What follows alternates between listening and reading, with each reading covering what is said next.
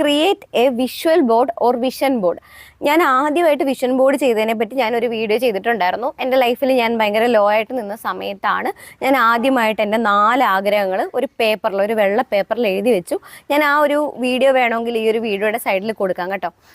അപ്പോൾ ഞാൻ അങ്ങനെ എൻ്റെ 4 ആഗ്രഹങ്ങൾ എഴുതി വെച്ചു. ഞാൻ ഏറ്റവും ലോ ആയിട്ട് നിന്ന സമയത്താണ് ഞാൻ എനിക്ക് വേണ്ടിയിട്ട്, എനിക്ക് എഴുതി വെച്ച് മാനിഫെസ്റ്റ് ചെയ്യണമെന്നോ അങ്ങനെയുള്ള ചിന്തയിലൊന്നും ആയിരുന്നില്ല ഞാനത് ചെയ്തത്.